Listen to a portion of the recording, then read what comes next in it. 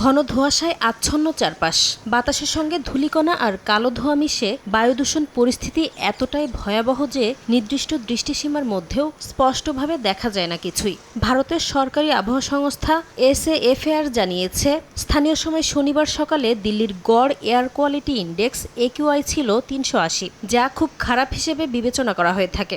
এদিন দিল্লির 40টি বায়ুমান পর্যবেক্ষণ কেন্দ্রের মধ্যে 16টিতে AQI ভয়াবহ স্তরে পৌঁছে যায়। দৃষ্টিসীমা কমে যাওয়ায় মারাত্মকভাবে ব্যাহত হচ্ছে ভারতের বিমান চলাচল। শুধু শনিবারে শতাধিক ফ্লাইট বাতিল করেছে দিল্লি বিমানবন্দর কর্তৃপক্ষ। যাত্রীদের নিজ নিজ এয়ারলাইনের সঙ্গে যোগাযোগ করে সর্বশেষ ফ্লাইট তথ্য জেনে নেওয়ারও পরামর্শ দেওয়া হয়েছে। এদিকে ঘন কুয়াশার কারণে দিল্লি সহ অমৃতসর, চণ্ডীগড়, লখনৌ, বারাণসী ও পাটনায় ফ্লাইট চলাচলের সমস্যা হতে পারে বলে সতর্ক করেছে এয়ার ইন্ডিয়া। ঘন কুয়াশার প্রভাব পড়েছে ভারতের ট্রেন চলাচলেও। এদিন অনেক ট্রেন গড়ে 3 থেকে 4 ঘন্টা দেরিতে ছেড়েছে বলে জানিয়েছে রেল কর্তৃপক্ষ।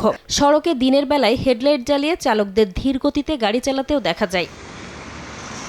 ভারতীয় আবহাওয়া দপ্তর বলছে, সোমবার পর্যন্ত দিল্লি ও আশপাশের রাজ্যগুলোতে ঘন থেকে অতি ঘন কুয়াশা থাকতে পারে। এমন পরিস্থিতিতে দূষণের মাত্রা আরও বাড়ার আশঙ্কায় শিশু, বয়স্ক ও শ্বাসকষ্টে ভোগা রোগীদের আপাতত বাইরে বের না হওয়ার পরামর্শ দিচ্ছেন চিকিৎসকরা।